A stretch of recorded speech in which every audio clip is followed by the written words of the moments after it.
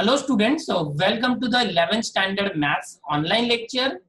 आज ये जो लेक्चर है इसमें हम लोग मैथ्स जो सब्जेक्ट है 11th standard science and arts वाले स्टूडेंट्स के लिए जो है स्टार्ट कर रहे हैं। सबसे पहले तो इस लेक्चर से हम आपको बताएंगे कि मैथ्स होता क्या है, आपको 11th में मैथ्स का स्वरूप क्या है, फॉर्मेट क्या है और उसमें मैथ्स के कौन कौन से जो कंसेप्ट है आपको कवर करने हैं। तो बच्चों, उसके लिए मैं आपको स्क्रीन पर ले चलता हूँ, आपकी मोबाइल स्क्रीन पर। ये रहा mathematics and statistics arts and science part 1 11th standard. तो स्टूडेंट, अभी तक आपने 10th में पढ़ाई की है जिसमें मैथ्स होता था 10th में, अलजेब्रा और ज्योमेट्री, बीज गणित और भूमिति। हिंदी मराठी के जो मीडियम के बच्चे हैं उनके लिए भी बताते रहूंगा मैं। तो ये जो मैथ्स होता था ये अलजेब्रा ज्योमेट्री नाम से चलता था, मैथ्स 1 मैथ्स 2 बोलते थे उसको। 10th के बाद अब 11th में और 12th में जो आपको मैथ्स पढ़ना है, ये जो मैथ्स है ये अलजेब्रा ज्योमेट्री के नाम से नहीं जाना जाएगा, इसको हम मैथमेटिक्स एंड स्टैटिस्टिक्स पार्ट 1 बोलेंगे। और दूसरा एक पार्ट है जिसका नाम है मैथमेटिक्स एंड स्टैटिस्टिक्स पार्ट 2। तो इस तरह से आपके दो मैथ्स हैं, mathematics and statistics part 1 and part 2, आपकी दो बुक्स है। अब पढ़ना क्या है, तो अभी तक बच्चों आप लोग जो भी मैथ्स में पढ़ते थे बहुत ही इजी कंसेप्ट होता था। नाइन्थ और 10th में अलजेब्रा ज्योमेट्री होता था, बहुत इजी कंसेप्ट होता था। आप में से बहुत से लोगों ने मैथ्स में 80 मार्क्स के ऊपर भी लाए होंगे, 90 के ऊपर भी लाए होंगे।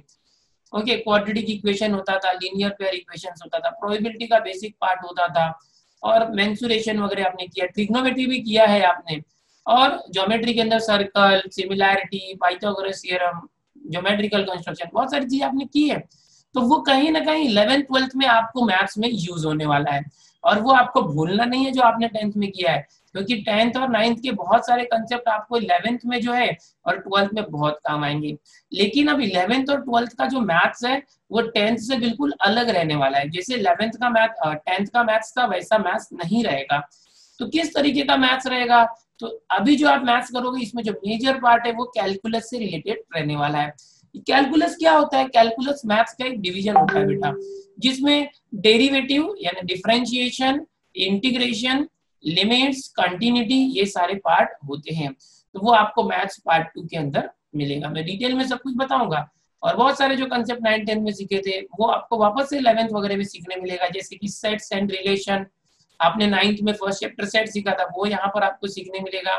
आपने प्रोबेबिलिटी सीखा था 10th में, वो भी सीखने मिलेगा। और बहुत सारे जो मेंसुरेशन वाले कंसेप्ट थे वो आपको यहाँ पर देखने मिलेगा। लेकिन बहुत सारे नए नए चैप्टर आपको इंट्रोड्यूस होंगे, आपने वैसा चीज कभी पहले देखा नहीं होगा, ऐसी ऐसी चीजें आपको मैथ्स में देखने मिलेगी। ये मैथ्स का हमारा पहला लेक्चर है पूरे 11th स्टैंडर्ड का। तो इसके अंदर मैं आपको बताऊंगा कि आपको पूरे मैथ्स में कंसेप्ट क्या है, कंटेंट कितना है। तो सबसे पहले आपको बता दूं कि अगर आप साइंस स्ट्रीम में हो तो आपके जो बेसिक सब्जेक्ट होते हैं उसमें दो लैंग्वेज होते हैं, पहला इंग्लिश, दूसरा ऑप्शनल होता है हिंदी, मराठी या गुजराती होगा, या उसके साथ आईटी लिया होगा आपने।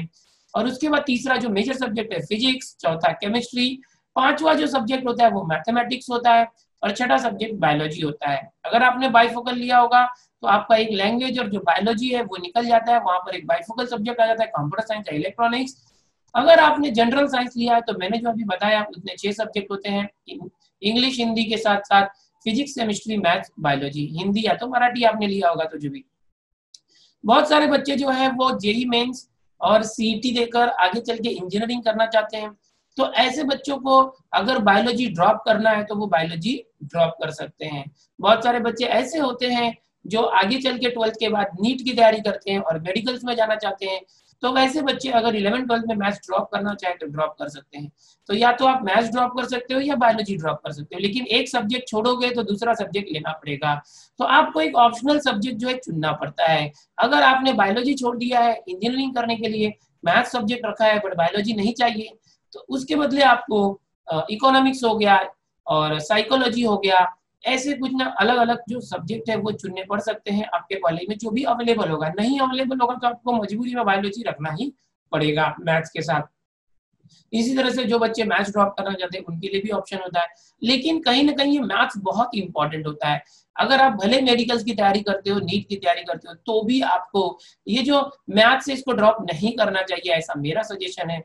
क्योंकि ये जो मैथ्स होता है इसमें जैसे मैंने बताया कि कैलकुलस का पार्ट होता है, लिमिट्स, कंटिन्यूटी, डेरिवेटिव, इंटीग्रेशन, ऐसे चैप्टर्स होते हैं जो कंसेप्ट बहुत ही इंपॉर्टेंट होते हैं फिजिक्स और केमिस्ट्री के लिए। अब आप बोलोगे कि मैथमेटिक्स का रिलेशन फिजिक्स और केमिस्ट्री से क्या है, तो बच्चों बता दूं कि जो फिजिक्स होता है उसमें कम से कम 28 to 30% जो है न्यूमेरिकल्स जो है एग्जाम में पूछे जाते हैं। ये जो न्यूमेरिकल्स पूछे जाते हैं, ये न्यूमेरिकल्स पूरे के पूरे कैलकुलस पे डिपेंड होते हैं, जिसमें मैथ्स का कंसेप्ट आपको आना ही चाहिए। अगर आपको मैथ्स के कंसेप्ट कैलकुलस वाले नहीं आते तो आपको फिजिक्स टफ लगेगा, फिजिक्स के न्यूमेरिकल सॉल्व नहीं कर पाओगे, केमिस्ट्री के कुछ न्यूमेरिकल सॉल्व नहीं कर पाओगे। तो इसीलिए मैथ्स बहुत ही इंपॉर्टेंट है। कोशिश करना है आपको मैथ्स ड्रॉप नहीं करना है, और मैथ में जो भी आप सीखोगे उसका हर जगह पे यूज होने वाला है, फिजिक्स और केमिस्ट्री में भी यूज होगा। इतना ही नहीं, 12वीं के बाद भी जब आप आगे जाते हो तो आगे चल के भी आपको यूज होगा। आओ चलो मैं आपको बताता हूँ मैथमेटिक्स एंड स्टैटिस्टिक्स की जो पहली बुक है, उस पहली बुक में आपको क्या क्या पढ़ना है। स्क्रीन पर आप यहाँ देखोगे तो स्क्रीन पर आपको दिख रहा है एंगल इन इट्स मेजरमेंट, ये सबसे पहला चैप्टर है आपका मैथ्स 1 का। मैथ्स 1 में दूसरा चैप्टर आप देखोगे ट्रिगोनोमेट्री 1। मैथ्स यहाँ पर 2 चैप्टर हमने देखा, मैथ्स 1 में एंगल एंड इट्स मेजरमेंट, दूसरा चैप्टर ट्रिगोनोमेट्री 1, तीसरा चैप्टर ट्रिगोनोमेट्री 2। चौथा जो चैप्टर है वो है डिटरमिनेंट एंड मैट्रिसेस, पांचवा चैप्टर है स्ट्रेट लाइन, छठा चैप्टर सर्कल, सातवां चैप्टर कोनिक सेक्शन, आठवां chapter measures of dispersion and ninth chapter probability. तो यहाँ पर आपको मैथ्स 1 के अंदर 9 चैप्टर सीखने हैं पूरे साल भर में। अब जैसे कि आप जानते हो कि बोर्ड एग्जाम जो होती है उसमें पूरा सिलेबस आता है, लेकिन यहाँ पर आपको यूनिट टेस्ट सेमेस्टर वाइज होगा, मैं भी आपको सब कुछ बताऊंगा। यहाँ पर जो दूसरा मैथ्स है मैथमेटिक्स एंड स्टैटिस्टिक्स पार्ट 2, आप देखोगे यहाँ पर पार्ट 2 आपको दिख रहा है। ये जो मैथमेटिक्स एंड स्टैटिस्टिक्स पार्ट 2 है, इसके अंदर भी अप्रोक्स 9 चैप्टर आपको करने हैं पूरे साल भर में। कौन से वो चैप्टर है? पहला चैप्टर है कॉम्प्लेक्स नंबर, दूसरा है सीक्वेंस एंड सीरीज, तीसरा चैप्टर है परम्यूटेशन एंड कॉम्बिनेशन, चौथा chapter method of induction and binomial theorem. नाम समझ में आना चाहिए आपको, धीरे धीरे सब कुछ बताऊंगा मैं उस चैप्टर के अंदर क्या क्या हमें सीखना है। पांचवा सेट्स एंड रिलेशन, छठा फंक्शन, जो सातवां चैप्टर है वो लिमिट, आठवां chapter continuity, 9th chapter differentiation. तो ये रहा इंट्रोडक्शन पार्ट। इंट्रोडक्शन में आपने देखा कि किस तरह से मैथ्स 1 और मैथ्स 2 के 2 बुक्स हैं, और दोनों बुक्स वो अभी मैं आपको यहाँ पर शो करूंगा। ये जो दोनों बुक्स है उसके इंडेक्स मैंने आपको बताया, जैसे होता है ना शुरुआत में इंट्रोडक्शन होना चाहिए, तो आपके साथ मेरा इंट्रोडक्शन हुआ, मैंने आपको देखा, वैसे ही आपको मैंने अभी सिलेबस दिखाया है कि आपको पूरे साल भर में मेहनत करके पढ़ना क्या है। बच्चों मैथ्स के अंदर 2 बुक है, मैथ्स 1 मैथ्स 2, जो मैंने भी बताया, मैं डिटेल में उसको एक्सप्लेन करूंगा, और उसके बाद हम चैप्टर नंबर 1, 2, 3, 4 सब एक एक करके सीखेंगे। तो अब ये जो मैथ्स 1 और मैथ्स 2 है, इसकी पढ़ाई कैसे करनी है पहले वो बताता हूँ।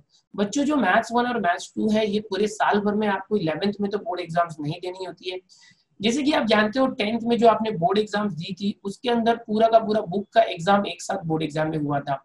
उसी तरह से जब आप 12th की पढ़ाई करोगे तो 12th के अंदर भी बोर्ड एग्जाम्स होंगी, और आपको पूरा का पूरा जो बुक है उसको पढ़कर एक साथ एग्जाम देना होगा। बोर्ड एग्जाम में मैथ्स 1 और 2 दोनों बुक मिला के एक ही दिन एग्जाम होगी, 70 मार्क की एग्जाम, 80 मार्क की एग्जाम होती है मैथ्स की, और फिजिक्स केमिस्ट्री बायो की 70 मार्क की एग्जाम होती है।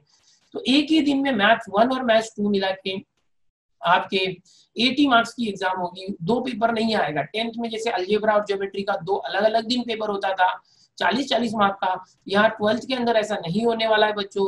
12th के अंदर आपको एक ही दिन में पेपर होगा, मैथ्स 1 और मैथ्स 2 एक ही साथ आएगा। लेकिन पेपर पैटर्न बहुत आसान है, 12वीं के बोर्ड एग्जाम का ऑप्शन भर भर के मिलते हैं, तो कोई प्रॉब्लम नहीं है। लेकिन आपको जब 12वीं की तैयारी करोगे तो पूरे बुक का एग्जाम देना होगा, वो आगे चल के हम आपको बताते रहेंगे। 11th की तैयारी कैसे करेंगे मैथ्स की, सबसे पहले वो बताएंगे। तो सबसे पहले 11th के अंदर आपको एनालाइज करना पड़ेगा कि 11th की मैथ्स की बुक में है क्या। मतलब जैसे बोलते हैं ना, हम खाना खाने बैठते हैं तो पहले देख लेते हैं थाली में खाने के लिए कौन कौन सी चीजें, या तो आप शादी में गए हो और वहां पर पूरा खाने पीने का व्यवस्था है बारात के अंदर, तो पहले एक जायजा ले लेना चाहिए कि कहाँ कहाँ पर कौन कौन से काउंटर लगे हैं, चाइनीज काउंटर है, पानी पूरी काउंटर है, भोजन दाल भात सादा खाना है ना, अलग अलग है, नॉन वेज है। नहीं तो अगर किसी किसी को क्या होता है वो फंस जाते हैं। वहां जाते हैं, दाल भात के काउंटर पे गए, वहां पर पूरी भाजी दाल भात पेट भर के खा लिया, बाद में पता चला कि अरे वहाँ नाश्ते का भी काउंटर था, पंजाबी फूड थे और नॉनवेज भी था, चाइनीज भी था, फिर पछताते हैं मैंने पहले ही खा लिया। तो इसीलिए कभी भी कोई भी काम करो तो पहले उस काम को पूरा एनालाइज कर लेना चाहिए आपको कि ये जो काम है वो कितना है और मुझे कैसे करना पड़ेगा, अपनी एक स्ट्रेटेजी बनानी चाहिए। तो अब जैसे कि मैं आज इस लेक्चर में वही बताने वाला हूँ कि पूरे 11th स्टैंडर्ड में आपको अलग अलग सब्जेक्ट जो है वो तो सब टीचर्स आपको बताएंगे, लेकिन जो मैथ्स की बात करूंगा मैं कि मैथ्स के अंदर मैथ्स 1 और 2 की 2 बुक्स है, दोनों के अंदर 9 चैप्टर्स आपने देखा, अभी उसको मैं डिटेल में भी एक्सप्लेन करूंगा। तो ये जो मैथ्स के चैप्टर्स हैं उसके अंदर क्या क्या कंसेप्ट है वो देखते हैं, लेकिन एग्जाम की बात करते हैं कि 11th स्टैंडर्ड में एग्जाम किस तरह से होती है। जैसे आपने 9th में एग्जाम दी थी, 9th में कैसे एग्जाम दी थी, 11th स्टैंडर्ड की 9th में यूनिट टेस्ट एग्जाम हुई थी, फिर सेमेस्टर एग्जाम हुआ था दिवाली के पहले, फिर दिवाली के बाद सेकेंड यूनिट टेस्ट और फिर उसके बाद फाइनल एग्जाम होती थी। उसमें ऐसा कंसेप्ट था कि फर्स्ट यूनिट टेस्ट में 2 या 3 चैप्टर हर सब्जेक्ट के आते थे, फिर फर्स्ट सेमेस्टर के अंदर जो चैप्टर यूनिट टेस्ट में आए थे वो भी आते थे, और भी मतलब आधी बुक आती थी। जो दिवाली के पहले एग्जाम होती है उसमें आधी बुक का एग्जाम होता था, यानी कि जो समझो कि 9 चैप्टर है तो 4 या 5 चैप्टर दिवाली के पहले फर्स्ट सेमेस्टर में आएंगे, उसके बाद एक बार दिवाली वैकेशन हो गया, सेकेंड टर्म चालू हो गया, तो वो जो चैप्टर्स पहले आ चुके थे वो बाद में सेकेंड सेमेस्टर में हमको नहीं पढ़ना पड़ता था, उसके आगे के जो टॉपिक्स है वही करने पड़ते थे और वही एग्जाम में आता था। तो इस तरीके की चीजें आपने देखी है 9th में, वही 11th में है।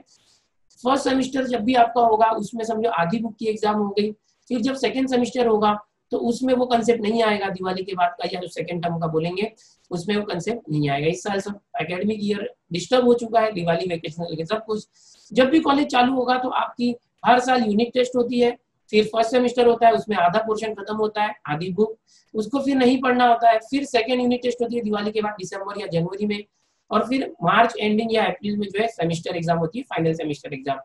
तो दिवाली के पहले का जो दिवाली के पहले एग्जाम में आता है, और सेकंड टर्म यानी दिवाली के बाद का जो है मतलब बुक का आधा पोर्शन, लास्ट का पोर्शन वो बाद में आता है, पूरी बुक की एग्जाम नहीं होती। लेकिन कोई कोई कॉलेज होते हैं जो पूरी बुक की भी एग्जाम रखते हैं, तो कॉलेज के ऊपर भी डिपेंड है कि वो किस तरह से ले रहे हैं।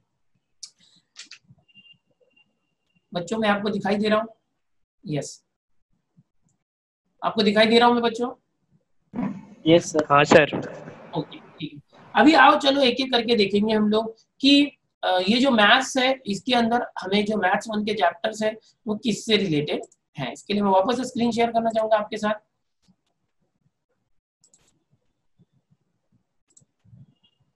तो यहाँ पर सबसे पहले हम बात करेंगे मैथ्स 1 की।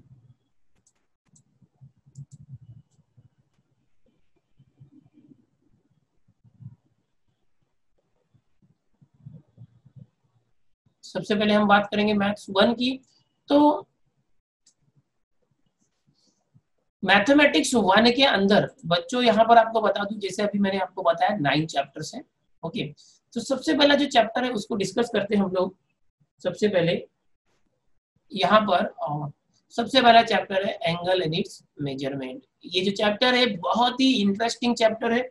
इस चैप्टर के अंदर आप क्या सीखेंगे, ये जो एंगल एंड इट्स मेजरमेंट है इसके अंदर बच्चों कोई भी अगर इस तरह का एक एंगल है, कोई भी अगर इस तरह का एंगल है, तो ये जो एंगल होता है इसको हम लोग ग्रीक लेटर से दिखाते हैं, जैसे कि थीटा हो गया या अल्फा हो गया या बीटा हो गया, इस तरह से ग्रीक लेटर से हम शो करते हैं।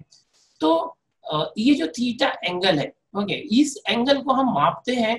तो अभी तक आपने देखा था कि 0, 10, 20 डिग्री में हम लोग मापते हैं, 10 डिग्री, 20 डिग्री, और फिर यहाँ से 30 डिग्री, फिर 50 डिग्री और फिर 90 डिग्री, इस तरह से आप एंगल्स को मेजर करते हो, तो डिग्रीज में मेजर करते हो। अब क्या है कि ये जो एंगल्स होते हैं इसको जो हम डिग्री में मेजर करते हैं, इसको ही एक और सिस्टम होता है जिसको कहा जाता है रेडियन सिस्टम। क्या कहते हैं? Radian system. अब ये रेडियन सिस्टम क्या है? तो जैसे कि ये 90 डिग्री होता है ना, जैसे कि 180 डिग्री की बात करेंगे, 180 डिग्री को हम पाई और इस तरह से रेडियन बोलते हैं, आधा सी लिखते हैं उसको, और इसको बोलते हैं पाई रेडियन। ओके, और 90 जो होगा उसको हम बोलेंगे पाई का आधा, पाई मतलब 180, 180, तो पाई का आधा, पाई/2 रेडियन।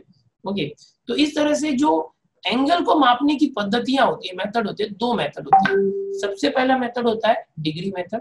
एक सेकेंड, तो जो एंगल होता है उसको मापने के लिए दो सिस्टम होता है, एक तो होता है डिग्री सिस्टम और एक होता है रेडियन सिस्टम। तो ये सारा कंसेप्ट आप इसमें पढ़ोगे।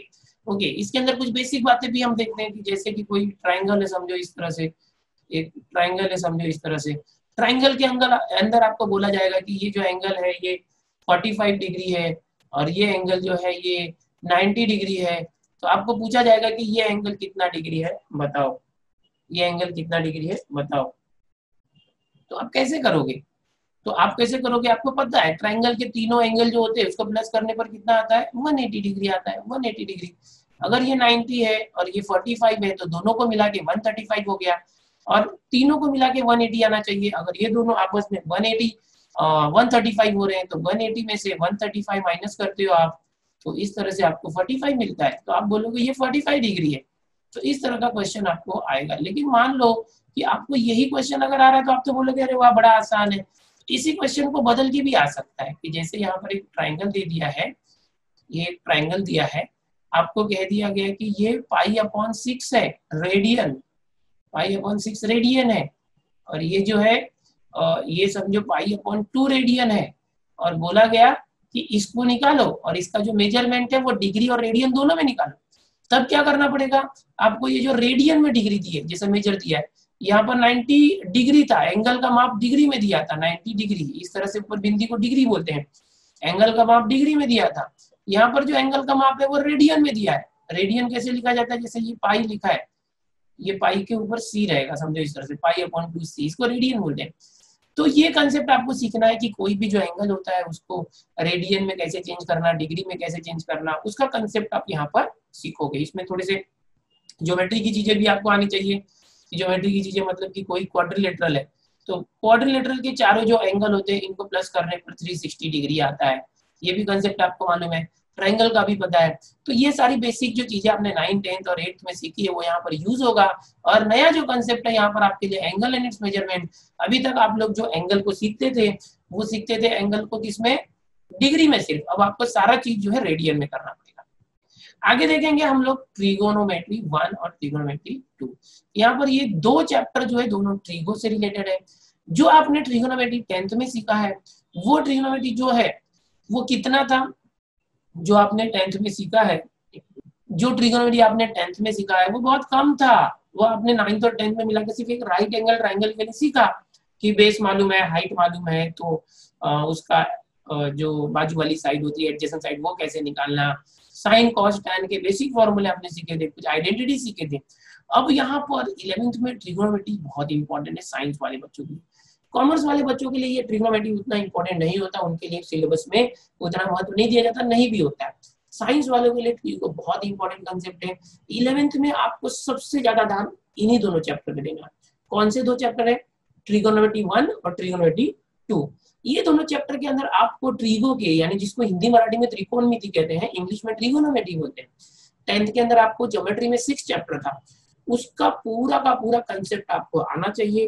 9th 10th में जो आपने बेसिक सीखा था वो यहाँ यूज होगा और उसी के आगे एडवांस लेवल आप सीखोगे ट्रिगोनोमेट्री में। ट्रिगोनोमेट्री में बहुत सारे फॉर्मूले आपको याद करने होंगे और स्टेप बाय स्टेप अगर आप सारे फॉर्मूले याद करते हो तो आपको बहुत मजा आएगा, बहुत इंटरेस्ट आएगा और ये सबसे ज्यादा इंटरेस्टिंग चैप्टर है। 12th के अंदर जो मैथ्स 2 है उसके अंदर बहुतांश चैप्टर जितने भी है, मैक्सिमम जितने भी चैप्टर्स है, उसके अंदर जो ट्रिगोनोमेट्री है वो हर जगह पर यूज होगा। ट्रिगो के जो फॉर्मूले है वो हर चैप्टर में मिक्स रहेंगे। बोलते हैं ना कि खाना बनाते हैं जब भाजी वगैरह या कुछ भी बनाना है, किसी भी टाइप की सब्जी बनाओ आप, उसमें नमक का होना बहुत जरूरी है। नमक नहीं हुआ तो भाजी का मजा नहीं आता। वैसे जब भी आप मैथ्स पढ़ोगे तो वहां पर ट्रिगो के फॉर्मूले आएंगे ही आएंगे, बिना ट्रिगो के फॉर्मूले के वो मैथ्स कंप्लीट नहीं होगा। तो ऐसा जो कैलकुलस वाले पार्ट वाले जितने भी चैप्टर होंगे मैथ्स 2 के अंदर, तो हर एक चैप्टर के अंदर, वो भले दूसरा चैप्टर है, डिफरेंशिएशन है, इंटीग्रेशन है, लेकिन उसमें साइन कॉस टैन आएगा ही आएगा। इसीलिए ये जो 2 चैप्टर मैं आपको बता रहा हूँ ये बहुत इंपॉर्टेंट है, इसको बहुत अच्छे से आपको सीखना है। मैथ्स 1 के अंदर 2nd और 3rd चैप्टर ट्रिगोनोमेट्री जो 1 and 2 है। अब आगे के चैप्टर देखते हैं। यहाँ पर जो अगला चैप्टर है वो है determinant and matrices. Determinant and matrices क्या है, देखो ये जो डिटर्मिनेंट है ये आप कर चुके हो, ये जो डिटर्मिनेंट है एंड मैट्रिसेस है आप जो है ये डिटर्मिनेंट एंड मैट्रिसेस वाला पार्ट आप अनजाने में कर चुके हो। जैसे कि मैं बताता हूँ, 10th के अंदर आपने क्रैमर्स रूल किया था। यहाँ पर हम थोड़ा सा इसको जगह क्लीन कर देते हैं, एक मिनट।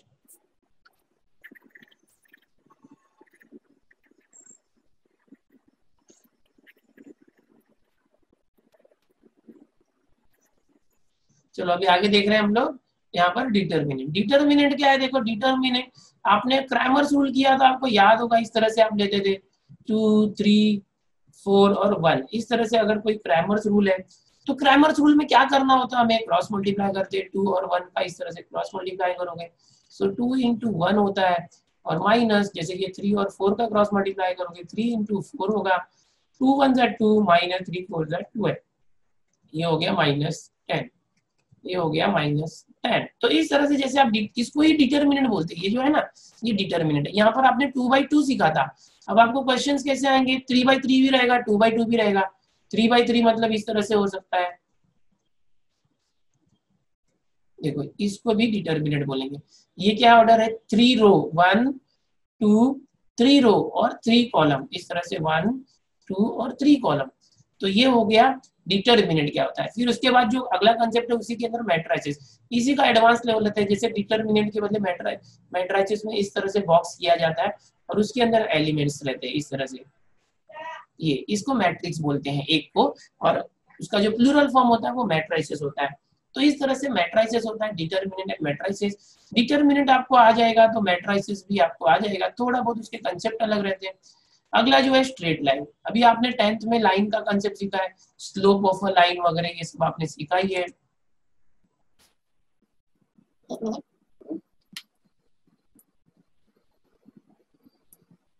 देखो अभी आपने जो 11th है उसमें अपने स्ट्रेट लाइन देखे, जैसे ये यहाँ पर बता दूं मैं, जैसे कोई एक स्ट्रेट लाइन है, इस स्ट्रेट लाइन का आप लोगों ने स्लोप निकाला था, याद है? स्लोप समझो कि 1/2 है।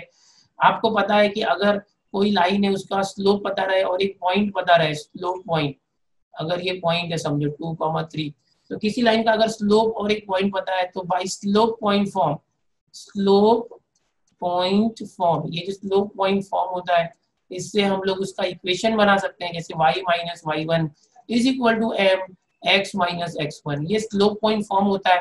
तो कोई भी अगर स्ट्रेट लाइन है इस तरह से, दोनों तरफ एरो होगा और उसके अंदर एक पॉइंट पता है और उस लाइन का स्लोप पता है, तो हम स्लोप पॉइंट फॉर्म से उसका इक्वेशन निकालते हैं। उसके अलग अलग रूप होते हैं, अगर उसके ऊपर 2 पॉइंट पता है तो 2 पॉइंट फॉर्म, अगर 2 इंटरसेप्ट पता है तो डबल इंटरसेप्ट फॉर्म। तो इस तरह से कोई भी स्ट्रेट लाइन होता है उसका एक इक्वेशन होता है। कोई भी स्ट्रेट लाइन है उस स्ट्रेट लाइन को हम मैथमेटिकल फॉर्म में इस तरह से ax plus by plus c equal to 0 से रिप्रेजेंट कर सकते हैं। ये जो होता है ये क्या दिखाएगा? इस लाइन को दिखाएगा। इसको देख के हम बताएंगे ये स्ट्रेट लाइन है। जैसे कोई भी ज्योमेट्रिकल शेप होता है बच्चों, जैसे एक मिनट, ये सर्कल है समझो, एक काम करते हैं सर्कल का शेप मैं आपको दिखाता हूँ। जैसे कि मान लो यहाँ पर मैं आपको सर्कल का शेप दिखा रहा हूँ, ये सर्कल है समझो। तो ये जो सर्कल होता है इस सर्कल को देख के आप बता रहे हो सर्कल है, बट अगर मैथ्स में यही सर्कल दिया होगा इस तरह से कि x² + y² is equal to 25, तो इसका मतलब भी सर्कल होता है। ये जो होता है ये सर्कल के लिए एक्सप्रेशन होता है। यहाँ पर जो आप देख रहे हो ये सर्कल का एक्सप्रेशन होता है, ठीक है।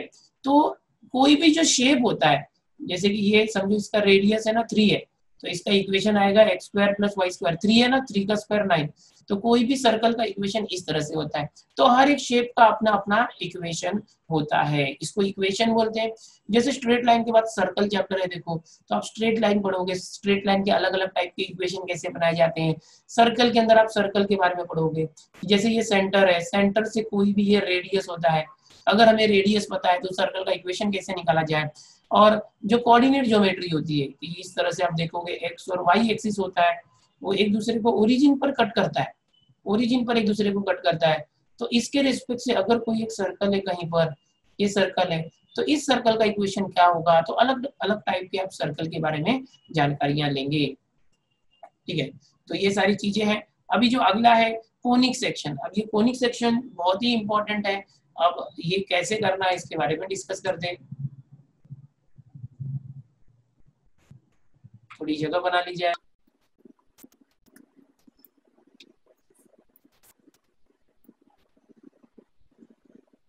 कोनिक सेक्शन हम देखेंगे। बच्चों होता क्या है कोनिक सेक्शन, मतलब क्या है? जैसे आपने आइसक्रीम का कोन तो खाया ही होगा, जैसे कि कोन होता है और इस तरह से हम बना देते हैं, एक कोन है समझो,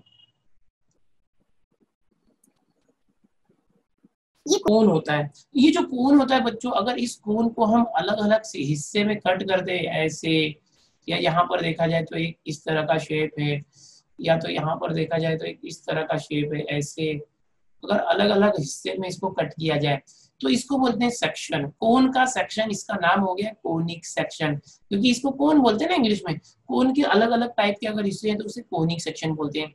इसके 3 टाइप्स होते हैं। सबसे पहला टाइप तो ऐसा होता है इस तरह से, इसको बोलते हैं पैराबोला। क्या बोलते हैं? पैराबोला, इस तरह से होता है। दूसरा जो होता है इसको दो साइड से ये होता है, इसको बोलते हैं हाइपरबोला, हाइपरबोला ये। और एक होता है अंडे के जैसा स्ट्रक्चर, इसको हम बोलते हैं एलिप्स।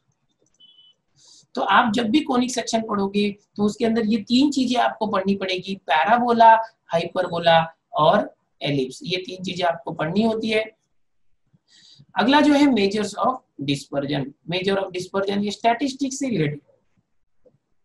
जैसे आपको मालूम है कि आपने 10th के अंदर स्टैटिस्टिक पढ़ा था, उसके अंदर मीन पढ़ा था, फ्रीक्वेंसी पढ़ा था, है ना, फ्रीक्वेंसी, मीन, क्यूमुलेटिव फ्रीक्वेंसी पढ़ा था, हमने मीडियन निकाला था 10th में, याद आ रहा होगा, मीडियन होता था, फिर एक मोड करके होता था। तो ये सारी चीजें जो आपने पढ़ी है 10th में, उसका यूज यहाँ पर होने वाला है, मीन, मोड, मीडियन। और उसके साथ ही आपको अब नए तरीके से वेरिएंस पढ़ना होगा। ये वेरिएंस क्या होता है, फिर स्टैंडर्ड डेविएशन करके होता है, ये पढ़ना होगा, स्टैंडर्ड डेविएशन, स्टैंडर्ड डेविएशन, इस तरह से आपको सब पढ़ना होगा। तो ये सारा कॉन्सेप्ट जो स्टैटिस्टिक्स है, आपने पाई चार्ट भी बनाया था, याद है, पाई चार्ट बनाया था 10th में, एक इस तरह से होता था, इस तरह से पाई चार्ट। इतना समझो, साइकिल से आने वाले स्टूडेंट, बाइक से आने वाले स्टूडेंट, बस से आने वाले स्टूडेंट, पाई चार्ट होता था। आपको पता है इस तरह से हिस्टोग्राम होता था, है ना, इस तरह से स्ट्रक्चर होता था हिस्टोग्राम का। फ्रीक्वेंसी पॉलीगॉन होता था। तो वो सारा जो कंसेप्ट है वो मेजर ऑफ डिस्पर्जन में आपको पढ़ना होता है। अब 9th चैप्टर पर आते हैं। 9th चैप्टर क्या है? प्रोबेबिलिटी। बहुत ही मजेदार और इंटरेस्टिंग चैप्टर है ये आप कर चुके हैं 9th में भी, 10th में कर चुके हैं। 10th में आपको पता है, कोई अगर एक कॉइन है, उस पर हेड है या टेल है, या तो कोई एक डाइस है बच्चों, ये डाइस के ऊपर जब आप लूडो खेलते हो तब बार बार डाइस से आप खेलते हो, थ्रो करते हो डाइस को, इसके ऊपर 6 आ जाए, इतना हमारा ध्यान रहता है कि 6 आना चाहिए। तो या तो आप कॉइन टॉस करते हो, या डाइस थ्रो करते हो, या कोई एक जैसे पत्ते खेलते हैं ना, किंग, क्वीन, जैक, एक्का, बादशाह, रानी, तो वो जो पत्ते आप खेलते हो। तो ऐसे सारे क्वेश्चन प्रोबेबिलिटी चैप्टर आपने 10th में पढ़ा है, उसमें थे। तो इससे रिलेटेड क्वेश्चन होते हैं। अगर समझो हम करते क्या है, यहाँ पर थोड़ा सा मैं रफ करना चाहूंगा, आपको चाहिए तो आप स्क्रीनशॉट लेते रह सकते हो। हाँ, जब भी आपको लगे कि इंपॉर्टेंट चीज है तो आप स्क्रीनशॉट ले सकते हो। बाय द वे ये लेक्चर रिकॉर्ड भी हो रहा है, आपको मैं इसका क्लिप भी भेज दूंगा, अगर आपने नहीं लिया होगा तो कोई इश्यू नहीं है, अपने पास सब सुविधा है, सब आपको मिलेगा। तो प्रोबेबिलिटी में जैसे कि समझो कि कोई डाइस है, ये डाइस है, इस डाइस को थ्रो किया, है ना, इस डाइस को हमने, ये जो डाइस है इस डाइस को थ्रो किया। अब थ्रो करने के बाद क्या आ रहा है समझो, तो जो भी आएगा उसको हम सैंपल स्पेस बोलते हैं। 1 2 3 4 5 6 7 तो नहीं आएगा, क्योंकि 6 तक ही होता है, तो 6 आ गया। इसका नंबर निकालते हैं, नंबर ऑफ सैंपल स्पेस 6। अगर हमें कोई एक इवेंट दिया है, इवेंट ए, की number of getting even number, यानी सिर्फ इवन नंबर आना चाहिए, तो इवन नंबर कौन है? जो 2 से डिवाइड होता है, 2 4 और 6 है, तो यहाँ पर 2 4 6 इसका सेट हो गया ये। फिर नंबर ऑफ इवेंट ए क्या हो गया? 2 4 6, कितने जन हो गए? 1 2 3, तो 3 हो गए। प्रोबेबिलिटी निकालने का फॉर्मूला होता है, probability of any event A is given by, probability of any event A is given by NA upon NS, NA upon NS। बच्चों आपको पूछने का मौका दूंगा मैं, सेशन खत्म होने के बाद आप रेज हैंड करके पूछ सकते हो, अभी कोई हाथ ना उठाए। अब NA की वैल्यू कितनी है? देखो यहाँ से आप देखोगे तो यहाँ से NA की वैल्यू जो है 3 है, और NS की वैल्यू यहाँ पर 6 है। ये 10th में आपने किया है, मैं कुछ नया नहीं बता रहा हूँ आपको। तो क्यों बता रहा हूँ? रिवीजन हो रहा है ना, क्या सीखना है। सो Na की वैल्यू क्या है 3 है और Ns की वैल्यू क्या है 6 है, तो 3/6। सो Pa कितना आ जाएगा बच्चों, Pa इज इक्वल टू इस 3 से 6 को कट करना, 3 1 3 3 2 6, 1/2 आ गया। सो ये आ गया आपका probability of any event A. इसी तरह से कुछ भी अलग अलग कंडीशन दी होगी, how to find the probability of how to find the probability of an event of getting odd numbers आ गया, या परफेक्ट स्क्वायर नंबर। तो ये सब आपने 10th में सीखा। वही सारी चीजें आपको इस चैप्टर में अलग अलग टाइप के क्वेश्चन आएंगे, करना होगा। थोड़ा 10th में था उतना इजी नहीं होगा, वो तो यूज होना होगा ही। ओके, एक मिनट स्क्रीन शेयर बंद करता हूँ।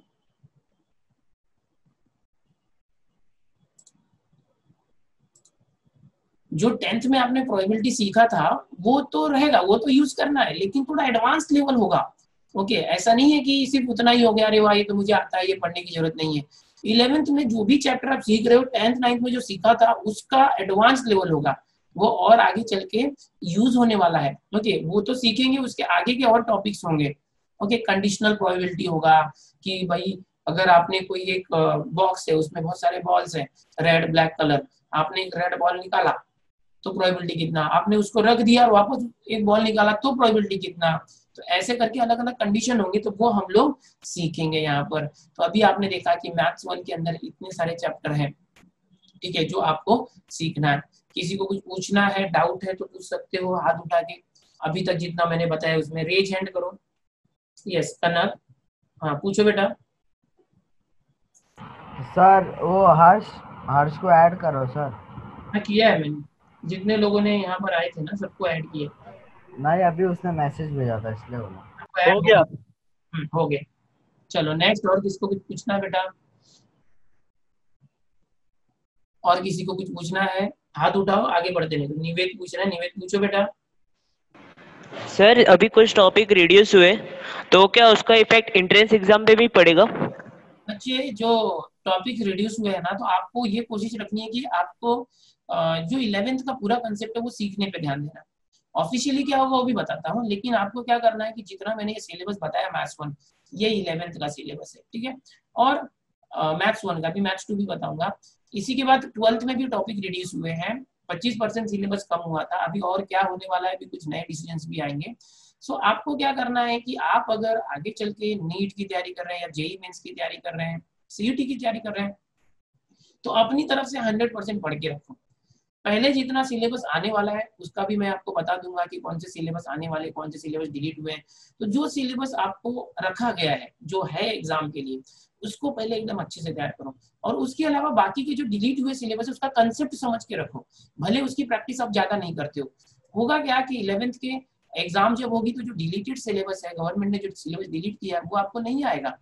और जो 12th है, जो 12th के अंदर भी जो सिलेबस डिलीट हुआ है, अभी जो 12th में पढ़ रहे हैं उनके लिए, बट आपके लिए तो अगले साल 12th का पूरा सिलेबस रहेगा, आपको पूरा 12th पढ़ना ही है, ठीक है।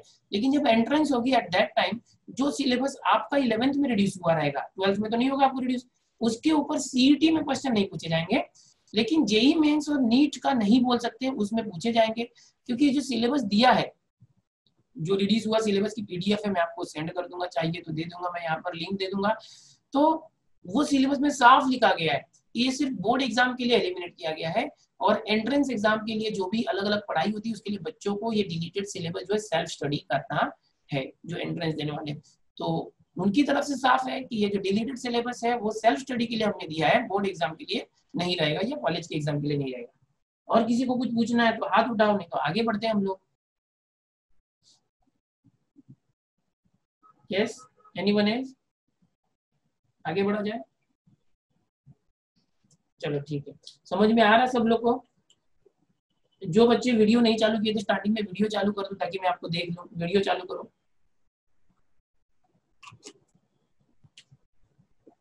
जरा वीडियो चालू करो जरा फटाफट, जो बाद में बच्चे जुड़े हैं। हर्ष है, हर्ष, मनीष, यस वीडियो चालू करो। Yes very nice to see you. Okay, बंद करो वीडियो, बाकी के लोग एक एक करके चालू करो, देखना चाहता हूँ मैं आपको।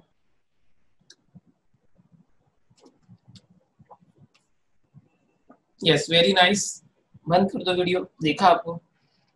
और कौन है? ठीक है चलो, और किसी को वीडियो चालू करना है तो चालू करके बंद कर लेना।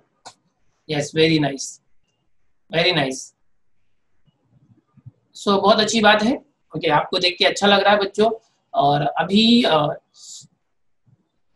आगे बढ़ते हैं हम लोग। अब मैथ्स 2 के बारे में आपको बताना चाहूंगा, मैथ्स 2। तो फिर से स्क्रीन शेयर कर दिया जाए, एकदम ध्यान से देखिए। थोड़ी देर और लेक्चर चलेगा, उसके बाद हम, अच्छा यहाँ पर 1 मिनट, किसी ने वीडियो चालू किया है। ओके ठीक है, वीडियो बंद कर लो बेटा, वीडियो बंद कर लो।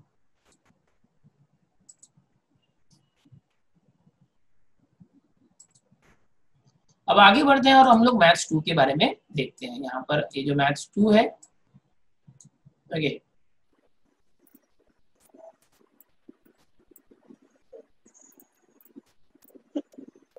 मैथ्स 2 के अंदर देखोगे, पार्ट 2 के अंदर कितने चैप्टर्स है सबसे पहले देखा जाए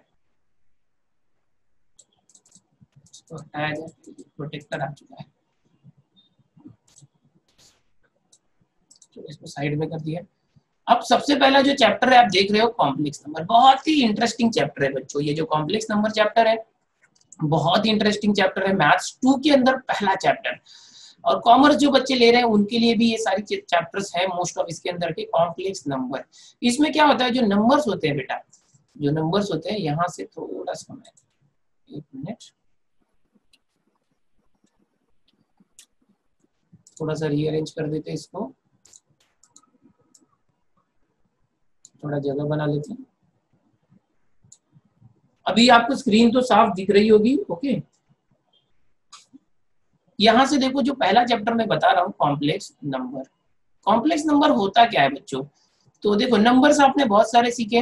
नंबर्स बेसिकली रियल नंबर एक होता है, रियल नंबर, एंड दूसरा जो होता है वो होता है इमेजिनरी नंबर। इमेजिनरी नंबर क्या होता है बच्चों? कि कोई एक ऐसा नंबर जो रूट में रहे और निगेटिव रहे, उसको बोलते हैं इमेजिनरी नंबर। और रियल नंबर क्या होता है? जो ऐसा नहीं होगा, वो सारे रियल नंबर होते हैं। जो रूट में निगेटिव नहीं होते वो सारे रियल नंबर होते हैं। ओके, तो इस तरह से याद रखना है, real number and imaginary number. तो इन दोनों को मिला के कॉम्प्लेक्स नंबर बनता है। कॉम्प्लेक्स नंबर क्या होता है? कॉम्प्लेक्स नंबर, ये कॉम्प्लेक्स नंबर होता है a प्लस बी आई, इसको हम बोलते हैं कॉम्प्लेक्स नंबर। अब ये है क्या? देखो, ये जो a है, ये जो a है, ये क्या है? Real number.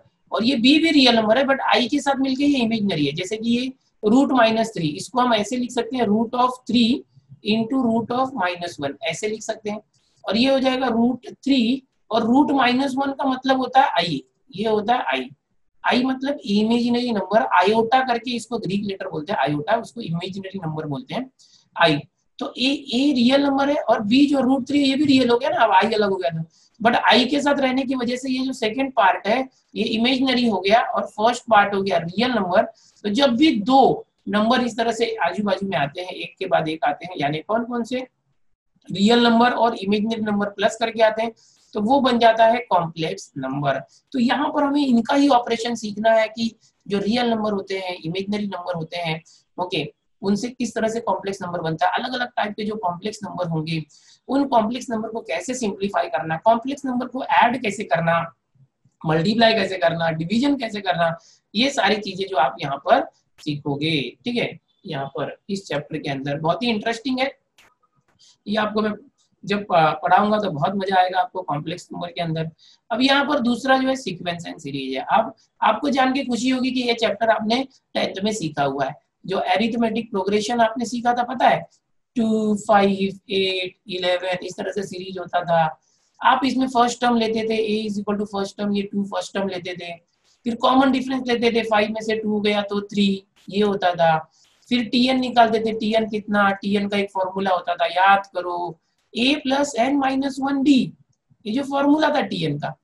तो ये जो आप लोग करते थे अरिथमेटिक प्रोग्रेशन, वही चीजें यहाँ पर भी है सीक्वेंस एंड सीरीज में। लेकिन 10th में सिर्फ अरिथमेटिक प्रोग्रेशन था। ओल्ड सिलेबस जो था 10th का, उसमें एक और टॉपिक था ज्योमेट्रिक प्रोग्रेशन, जो आप जो पढ़ रहे थे 10th में, तब इसको डिलीट कर दिया गया था न्यू सिलेबस के अंदर। लेकिन अब 11th में आपको अरिथमेटिक प्रोग्रेशन पढ़ना है, यानी ये जो टॉपिक्स थे। फिर ज्योमेट्रिक प्रोग्रेशन करना है। ज्योमेट्रिक प्रोग्रेशन क्या होता है कि जैसे यहाँ पर कॉमन डिफरेंस होता है ना, ये 2 के बाद 3 प्लस किया तो 5, 5 के बाद 3 प्लस किया तो 8 प्लस 3 11, ये कॉमन डिफरेंस है 3 का। ज्योमेट्रिक प्रोग्रेशन में क्या होता है, जैसे कि 2 है तो 2 में 3 का मल्टीप्लाई किया तो 2 3 6, फिर 6 में 3 का मल्टीप्लाई किया, 6 3 18, फिर 18 में 3 का मल्टीप्लाई किया तो क्या आ जाएगा 54 एंड सो ऑन। तो यहाँ पर क्या होता है, कॉमन रेशियो होता है 3 कॉमन रेशियो, और यहाँ पर जो फर्स्ट है वो फर्स्ट टर्म है वो a इज इक्वल टू 2 है फर्स्ट टर्म, और जो कॉमन रेशियो वो क्या है 3 है। तो इस तरह से ये जीपी होता है, एरिथमेटिक प्रोग्रेशन, ज्योमेट्रिक प्रोग्रेशन। इस तरह से और एक होता है हार्मोनिक प्रोग्रेशन, फिर आप देखोगे एरिथमेटिक मीन सीखोगे, ज्योमेट्रिक मीन सीखोगे, हार्मोनिक मीन सीखोगे। ये सारे टॉपिक आपको यहाँ पर सीक्वेंस एंड सीरीज में सीखने हैं। 10th में आपने जो सीखा था उससे एडवांस है, एरिथमेटिक प्रोग्रेशन आपने सीखा था, सिर्फ एक ही सीखा था, तो अब यहाँ पर बहुत सारे टाइप के सीरीज आप सीखोगे। परम्यूटेशन एंड कॉम्बिनेशन क्या होता है, तो देखो तीसरा चैप्टर जो परम्यूटेशन कॉम्बिनेशन है, इसमें क्या करते हैं हम चीजों को अरेंज करते हैं। परम्यूटेशन, परम्यूटेशन मतलब क्या है, समझो कि आप लोग फ्रेंड्स हैं, ओके, यहाँ पर इसको डिलीट किया जाए, जगह बनाई जाए, 1 मिनट।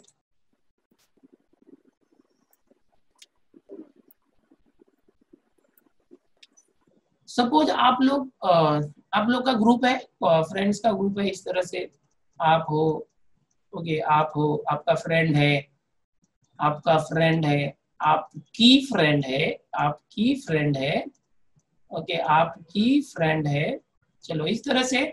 तो आप और आपके फ्रेंड्स हैं, और सपोज इन सभी को फोटो निकालना है, और आपको कंडीशन दी गई कि भाई इस तरह से फोटो निकालना है, इस तरह से लाइन में सबको खड़ा करना है कि जो गर्ल्स है वो बाजू बाजू में नहीं आने चाहिए, दोनों गर्ल्स अलग आने चाहिए और बॉयज भी आसपास नहीं दिखना चाहिए। तो आप क्या करोगे, तो आप इस तरह से फोटोग्राफी के लिए लोगों को खड़ा करोगे, बच्चों को या अपने फ्रेंड्स को, कि दोनों गर्ल्स एक साथ ना आए और दोनों बॉयज एक साथ ना आए।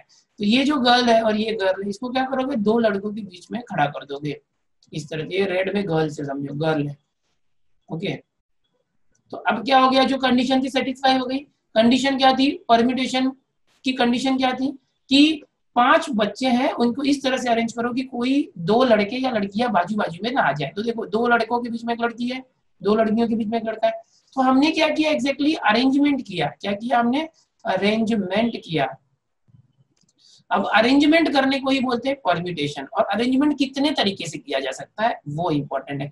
सपोज आपके पास एक नंबर लॉक है, इस तरह से एक नंबर लॉक है, इस पर नंबर्स है, इस तरह से नंबर्स है, ओके। और उस नंबर से आप एक कोई नंबर सेट करते हो, यहाँ पर सपोज 0 मैंने लिखा है, 0, ओके। यहाँ पर जैसे 0 है, फिर 1 2 3, यहाँ पर समझो 1 है और यहाँ पर 2 है, तो आपका नंबर लॉक हो गया 0 1 2। अगर इस तरह से हो गया नंबर लॉक, तो आप कितने तरीके से यहाँ पर नंबर लॉक लगा सकते हैं। अगर यहाँ पर 3 4 5, थोड़ा बड़ा बना देता हूँ, दिख नहीं रहा है उसके अंदर,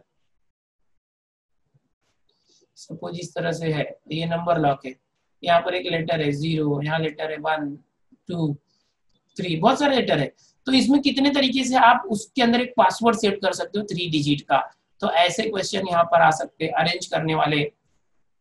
कॉम्बिनेशन मतलब होता है सिलेक्शन। कॉम्बिनेशन मतलब क्या होता है, सिलेक्शन। याद रखो जो चीजें बता रहा हूँ, सेलेक्ट करना। सपोज आपका क्लास है, 11th क्लास है, 11th क्लास में सपोज 50 स्टूडेंट है, और 50 स्टूडेंट में मुझे मॉनिटर सेलेक्ट करना है। मुझे क्या करना है, एक मॉनिटर सेलेक्ट करना है।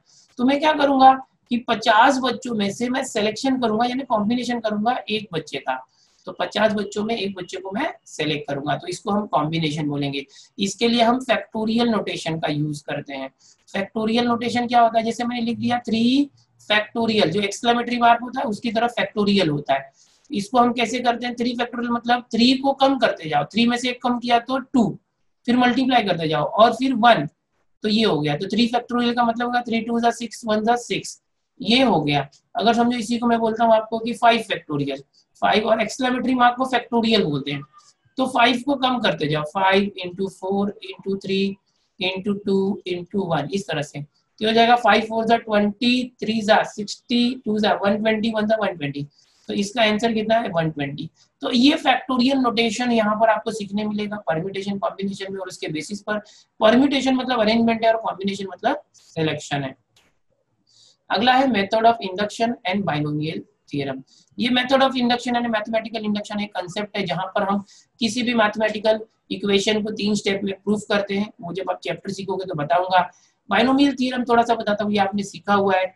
देखो बच्चों, जब a + b the whole square आप करते हो तो क्या मिलता है, a² + 2ab + b²। तो एक्चुअल में ये जो हमने एक्सपेंशन किया इसको बोलते हैं बाइनोमियल एक्सपेंशन। इसी तरह से आप a plus b the whole cube जब करते हो ये होता है a cube plus 3a square b plus 3ab square plus b cube, ये होता है। तो ये भी एक बाइनोमियल एक्सपेंशन है, इसमें हम बाइनोमियल थ्योरम का यूज करते हैं। अब आप बोलोगे सर ये तो हमको आता है, हमने सीखा है, लेकिन अगर आपको बोल दिया जाए कि भाई a plus b raise to 5 अब एक्सपांड करके बताओ इसका फॉर्मूला, तो आप नहीं बता पाओगे। तो ऐसे में आप बाइनोमियल थ्योरम का यूज करके करोगे। ये जो बाइनोमियल थ्योरम है यहाँ पर हम परम्यूटेशन और कॉम्बिनेशन का यूज करते हैं, स्पेशली कॉम्बिनेशन ये जो टॉपिक है इसका यूज यहाँ पर होगा। बच्चों सेट्स एंड रिलेशन की बात करते हैं। सेट्स एंड रिलेशन ये जो चैप्टर है आप 9th में सीख चुके हो। 9th स्टैंडर्ड में फर्स्ट चैप्टर आपको सेट था। आपको पता है कोई सेट इस तरह से लिखा जाता है 1 2 3 इस तरह से, और सेट को लिखने का एक दूसरा सिस्टम ऐसा भी होता है। थोड़ा सा जगह बना देता हूं मैं, 1 मिनट होल्ड कीजिए।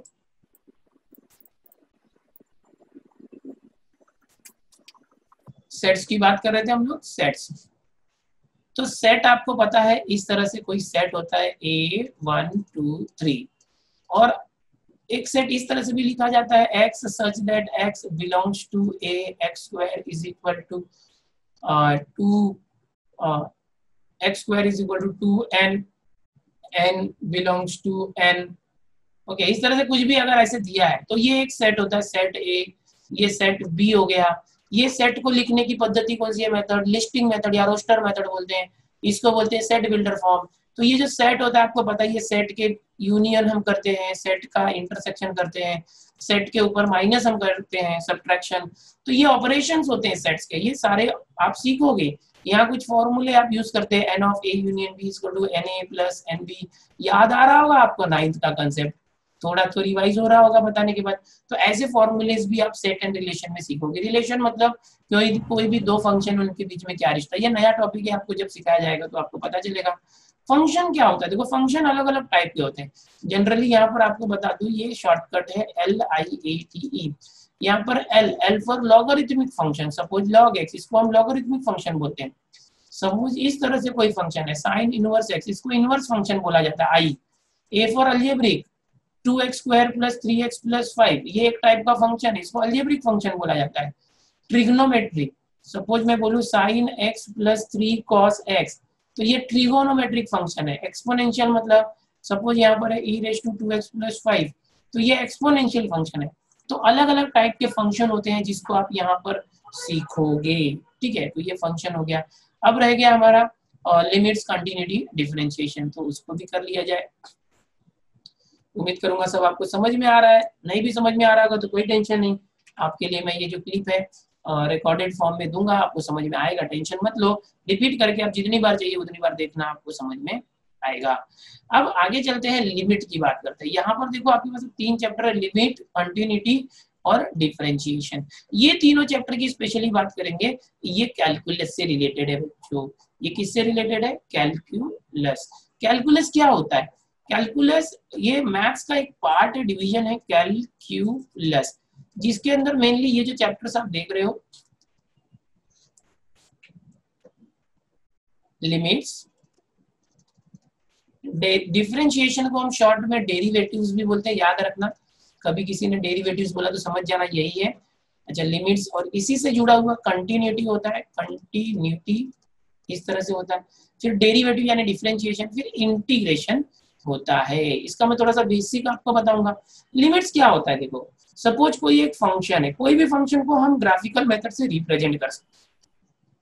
कोई फंक्शन है f(x) यानी फंक्शन ऑफ x, यहाँ पर ये समझो 0 वैल्यू है, और यहाँ पर समझो कि -1 है, और यहाँ पर 1 वैल्यू है।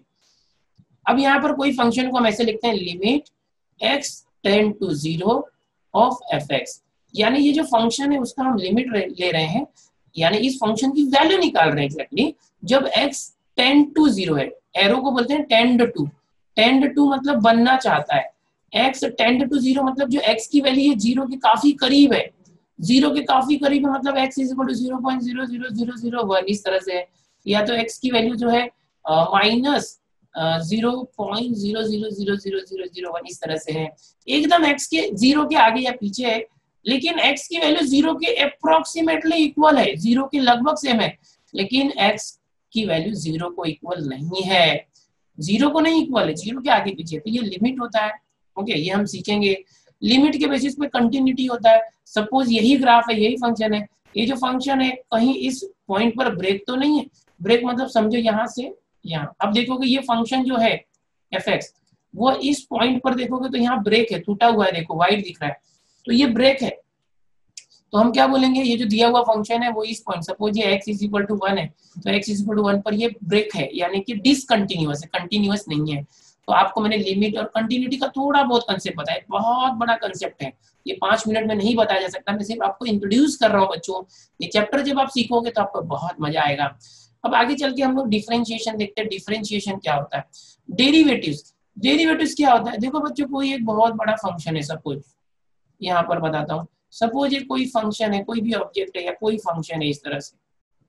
ओके, इसके जब आप छोटे छोटे टुकड़े करते हो बच्चों, छोटे छोटे पार्ट्स करते हो, तो इतने बड़े फंक्शन का जब एक पार्ट होता है उसको हम बोलते हैं डेरिवेटिव। क्या बोलते हैं, डेरिवेटिव। ये हमने किया, वो डिफरेंशिएशन किया, इस प्रोसेस को डिफरेंशिएशन बोलते हैं, और जो हमें मिलता है वो डेरिवेटिव होता है।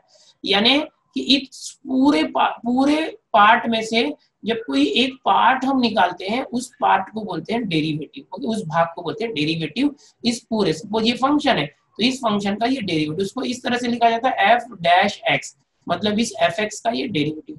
एग्जांपल के लिए मैं आपको बताना चाहूंगा बच्चों कि नॉर्मल भाषा में समझने के लिए, नॉर्मल भाषा में डेरिवेटिव कहाँ से यूज होता है। जैसे कि समझो कि हमारे पास इस तरह से एक पतला गन्ना है, एक गन्ना है, ड्राइंग से समझ में आ रहा होगा, एक गन्ना है। ओके, इस गन्ने के अंदर यहाँ पर आपको पता है बीज होते हैं, नॉट्स होते हैं। ये जो गन्ना है, इस गन्ने से आपको पता है कि इस गन्ने से जो शक्कर बनती है, इस गन्ने से क्या बनता है, शक्कर बनता है।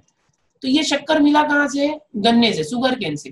तो ये जो गन्ना, इस पूरे गन्ने से जो शक्कर मिला, तो हम बोलेंगे कि जो शुगर है वो डेरिवेटिव है। क्या है, डेरिवेटिव है किसका, sugar is derivative of sugar केन।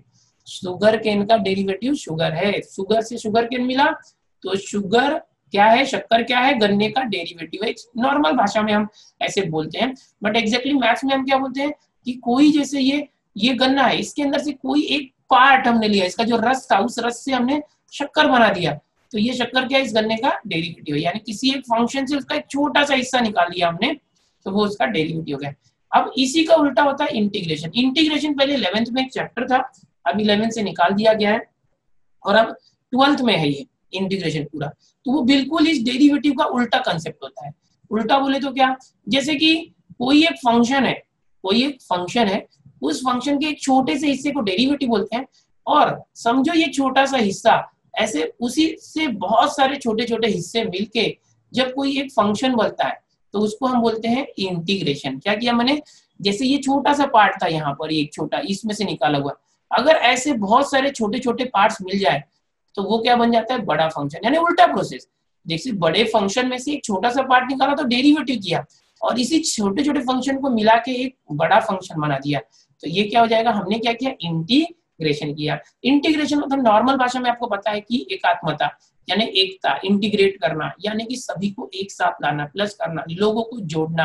तो यहाँ पर इंटीग्रेशन का मतलब क्या है, छोटे छोटे पार्ट्स को, सपोज बहुत सारे छोटे छोटे पार्ट्स है किसी फंक्शन के, उन छोटे छोटे पार्ट्स को एक साथ लाके इंटीग्रेट कर देना, तो ये क्या हो गया, इंटीग्रेशन हो गया।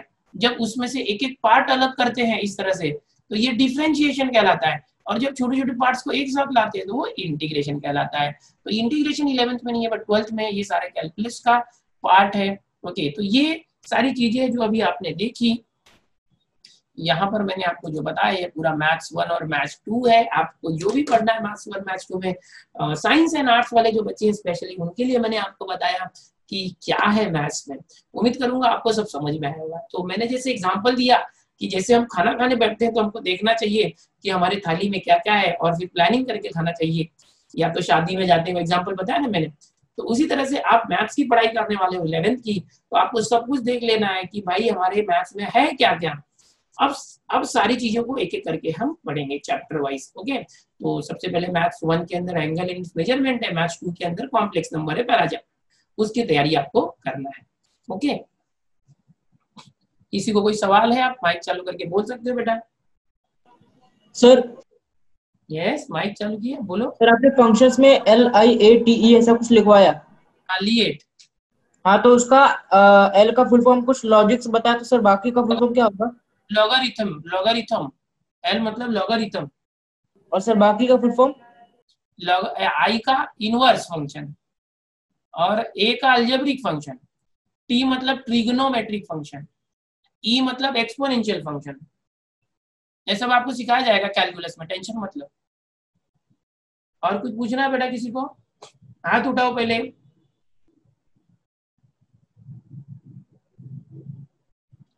हाथ उठाओ पहले।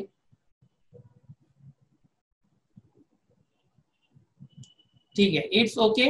उम्मीद करता हूँ सभी को सब कुछ समझ में आया होगा।